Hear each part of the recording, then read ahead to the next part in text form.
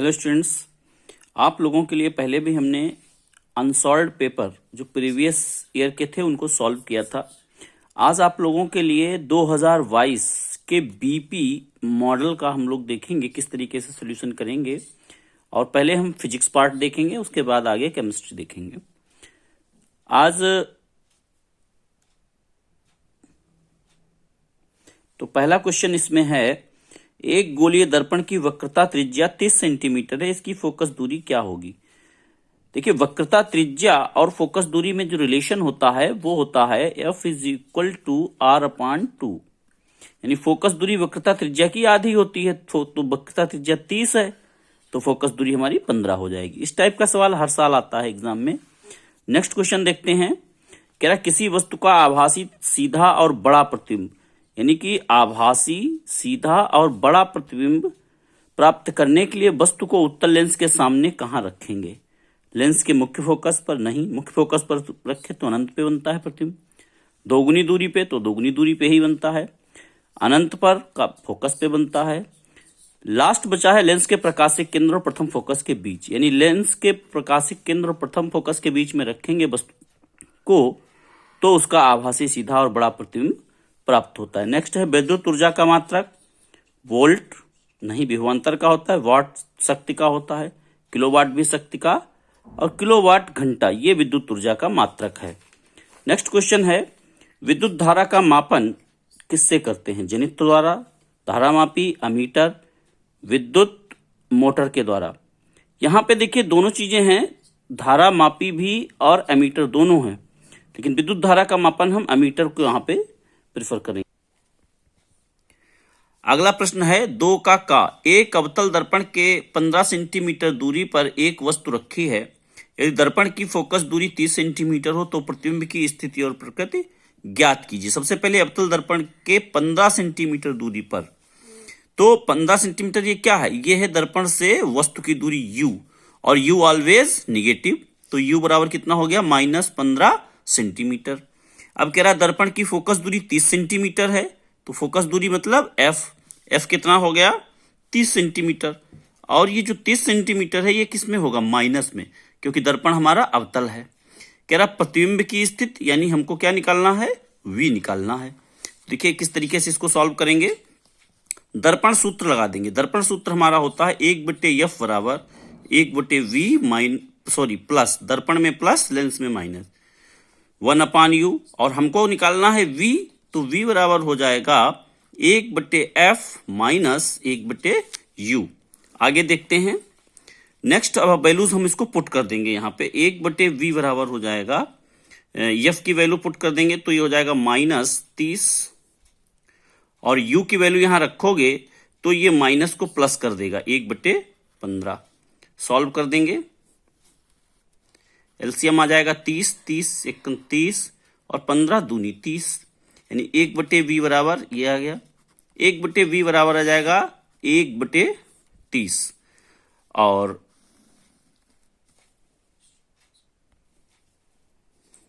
तो हमारा v बराबर कितना आ जाएगा, दोनों को रिवर्स कर देंगे तो v बराबर आ जाएगा 30 सेंटीमीटर। अब 30 सेंटीमीटर का मतलब क्या है, प्लस में आ रहा है, यानी ये कहां होगा प्रतिबिंब, ये होगा दर्पण के पीछे 30 सेंटीमीटर दूर। और कैसा होगा, प्रकृति इसकी कैसी होगी, आभासी होगा और सीधा होगा, आभासी सीधा और बड़ा होगा।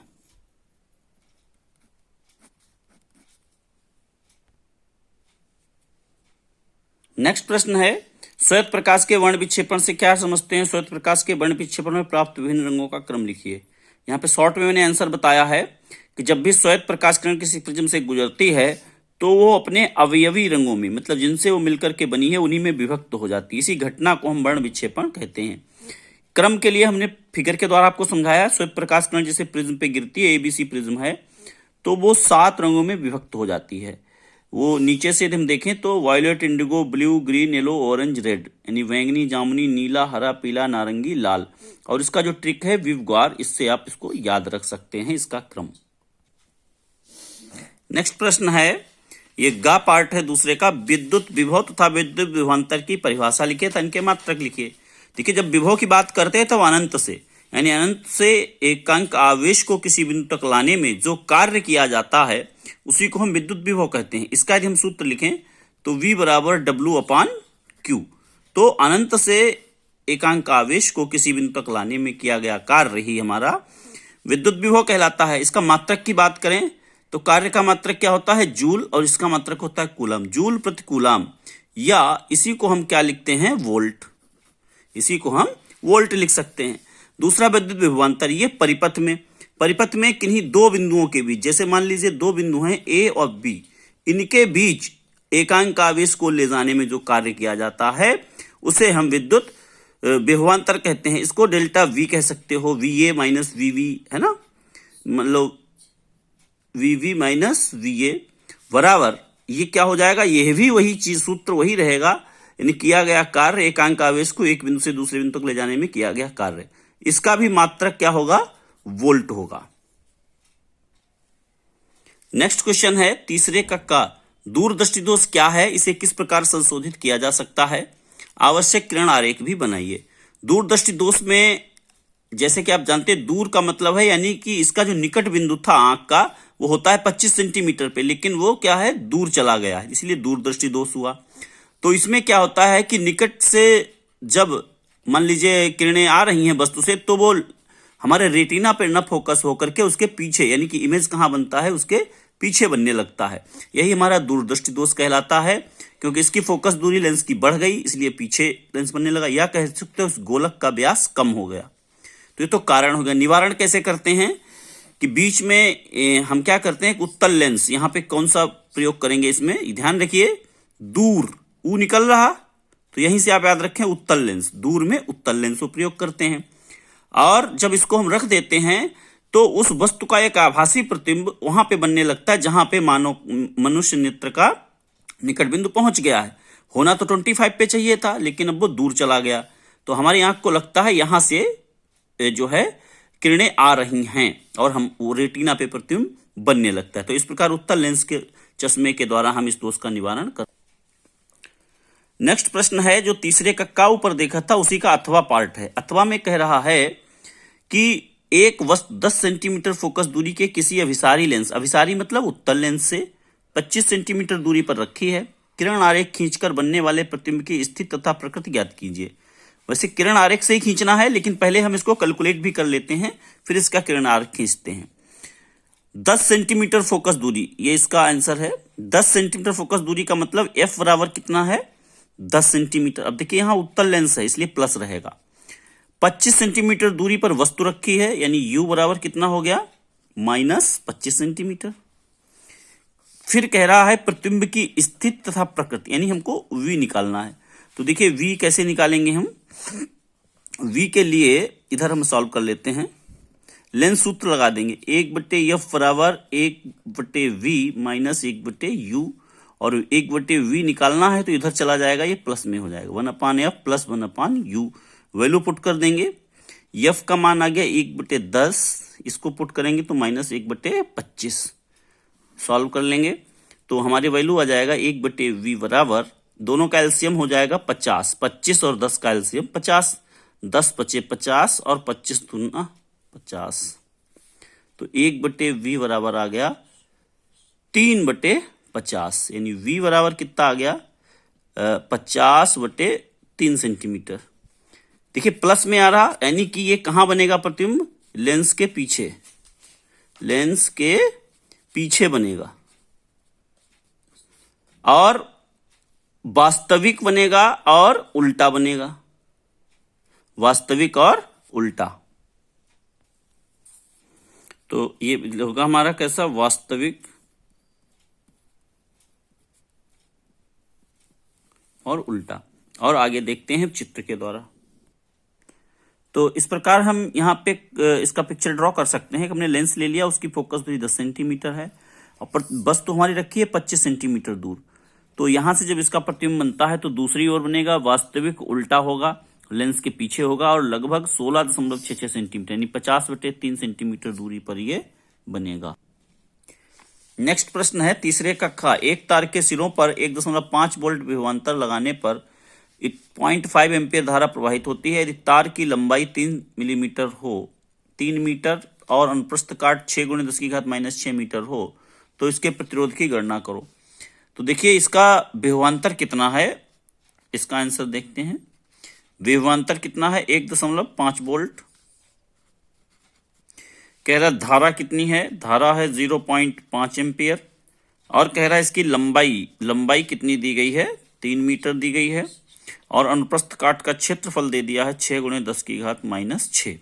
हमसे कह रहा प्रतिरोधकता यानी रो का मान हमको ज्ञात करना है।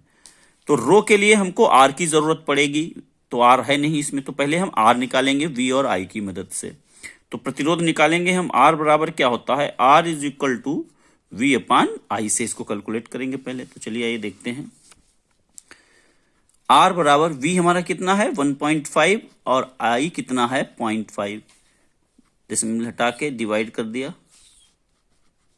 आर बराबर कितना आ गया 3 ओम।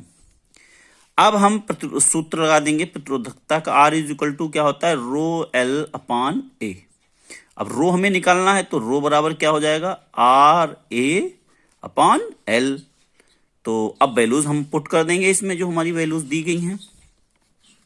तो रो बराबर हमारा आ जाएगा, आर हमने निकाला है 3, ए हमारा कितना है 6 × 10⁻⁻6 और एल लंबाई कितनी है 3 मीटर, 3 से 3 डिवाइड हो गया। तो रो बराबर क्या आ गया 6 × 10⁻⁻6 और इसका मात्रक होता है ओम मीटर। नेक्स्ट है इसका अथवा वाला पार्ट कि 3 प्रतिरोध R1 R2 R3 परस्पर समांतर क्रम में जुड़े हैं, इनके तुल्य प्रतिरोध के लिए व्यंजक। हमने यहाँ पे फिगर बना रखा है कि जब 2 प्रतिरोध इस तरीके से जुड़े होते हैं, उनके पहले सिरे एक बिंदु से तथा दूसरे सिरे दूसरे बिंदु से जुड़े हों, तो ये क्रम हमारा समांतर क्रम कहलाता है। ये हमारी बैटरी विभवांतर लगी हुई है, ये हमारी कुंजी है। तो इस केस में क्या होता है, जो धारा आई है वो यहां पर जब पहुंचती है तो 3 हिस्सों में बट जाएगी, यानी I1 I2 और I3। लेकिन जो इनके सिरों पर विभवांतर होता है वो बराबर रहता है बैटरी के ही, जो बैटरी का विभवांतर होगा उसी के बराबर विभवांतर इनके सिरों पर रहता है। तो इनका व्यंजक बहुत ही इजीली हम कर सकते हैं। तो देखिए कैसे इसको हम करेंगे। यदि हम I1 की बात करें तो I1 भी विभवांतर वही है, तो ये हो जाएगा V/R1। I2 बराबर यदि हम कहें तो V/R2 और I3 बराबर कहें V/R3। कुल धारा हमारी क्या हो जाएगी I = I1 + I2 + I3। तो I बराबर हमारा हो जाएगा V/R1 + V/R2 + V/R3। V common ले लेंगे तो हमारा हो जाएगा V 1/R1 + 1/R2 + 1/R3। Equation number 1। अब यदि हम पूरे सर्किट की एक बार में कंसीडर कर लें, I धारा है, B विभवांतर है, टोटल प्रतिरोध इनका R है, तो I की जगह पे हम क्या पुट कर सकते हैं V/R। तो इन दोनों को हम कंपेयर कर देंगे। ये समीकरण 2 है, 1 और 2 को कंपेयर कर देंगे तो ये हो जाएगा V/R बराबर V अंदर आ जाएगा 1/R1 + 1/R2 + 1/R3। V से V कैंसिल आउट हो गया, तो हमारा रिजल्ट क्या आ गया 1/R is equal to 1/R1 + 1/R2 + 1/R3। तो इस प्रकार इसको हम बहुत इजीली कर सकते हैं। नेक्स्ट क्वेश्चन है, नामांकित आरेख खींचकर मोटर का सिद्धांत एवं कार्यविधि। पहले भी मैं मोटर का बता चुका हूं, अलग से वीडियो बना चुका हूं। सिद्धांत और कार्यविधि और चित्र ये आप जो तैयार कर लीजिए सभी लोग, ये अवश्य आना है। मोटर कभी जनरेटर, ये दोनों बारी बारी से पूछे जाते हैं, तो इसको आप करेंगे। और हम नेक्स्ट न्यूमेरिकल की बात करते हैं। 2 बल्ब जिनमें से एक पर 100 वाट 220 वोल्ट, दूसरे पर 60 वाट 220 वोल्ट अंकित है। विद्युत आपूर्ति 220 वोल्ट के साथ समांतर क्रम में जुड़े हैं। विद्युत मेन से कितनी धारा ली जाएगी। प्रत्येक बल्ब का प्रतिरोध उनका तुल्य प्रतिरोध, तो उनसे ली गई अलग अलग धारा। तो इसमें बहुत सारी चीजें पूछ दी हैं, लेकिन जो हमको दिया गया है वो हम लिखते हैं। एक बल्ब हमको दिया गया है 100 वाट का, दूसरा बल्ब हमको दिया गया है 50 वाट का, और दोनों जुड़े हुए हैं किससे 220 वोल्ट के मेन से जुड़े हुए हैं। तो इनमें हम क्या करते हैं, सूत्र हमारे पास एक होता है P = VI। तो इस सूत्र की मदद से हम धारा निकाल लेते हैं पहले, ठीक है, कि कितनी धारा अलग अलग है। तो उसी से हमको आइडिया लग जाएगा। तो I1 बराबर यदि हम लगा दें तो I1 बराबर हो जाएगा P अपान V1, सॉरी P1 अपान V, क्योंकि V दोनों में सेम है। तो P1 अपान V लगा देंगे तो 100 अपान V का मतलब है 220, 0 से 0 कट गया, 2 पंचे 10 और 11। तो I1 हमारा कितना आ गया 5/11 एम्पियर। इसी प्रकार हम I2 भी निकाल सकते हैं। I2 बराबर भी हो जाएगा हमारा P2 अपान V। P2 हमारा कितना था 50 वाट का था और विभवांतर कितना है हमारा 220 है, तो कट गया, यानी ये कितना आ गया 5/22 आ गया। तो अलग अलग धारा हमको पता चल गई दोनों में। कुल धारा की यदि हम बात करें तो कुल धारा हो जाएगी I = I1 प्लस I2 को समांतर क्रम में अलग अलग धारा सारे लेते हैं। तो वो हमारी थी 5/11 और इस है 5/22, जोड़ देंगे एलसीएम 22 आ जाएगा। तो 11 दूनी 22, 10 प्लस 5 यानी ये हो गया 15/22 एम्पियर। ये कुल धारा हो गई। प्रतिरोध अलग अलग, प्रतिरोध के लिए ओम का नियम लगा देंगे। तो R1 इज इक्वल टू क्या हो जाएगा V/I होता है, तो V सेम है तो V/I1 हो जाएगा। V हमारा कितना है 220, I1 कितना हमारा आया था 5/11 आया था। तो 11 ऊपर चला जाएगा और यानी कि 220 गुणे 11/5, इसको डिवाइड कर देंगे, 5 चक्कू 20 और 5 चक्कू 20, यानी कि ये हो गया है 44, 484 ओम। ये R1 आ गया। इस तरीके से R2 भी निकाल सकते हैं V/I2 करके। तो ये हमारा हो जाएगा 220 गुणे 22 बटे में था इसका 5/22 था, तो यहाँ 5 हो जाएगा। 5 से फिर वही कर देंगे 44 आ जाएगा। तो ये हमारा हो जाएगा लगभग 968 ओम। तो इस प्रकार से ये उनके अलग अलग प्रतिरोध, अलग अलग धारा, और ये हम कैलकुलेट कर सकते हैं। यदि इनका तुल्य प्रतिरोध निकालना है तो वो भी आ जाएगा कि 1/R is equal to 1/R1 plus 1/R2 करके हम इसको निकाल सकते हैं बहुत ही इजीली। तो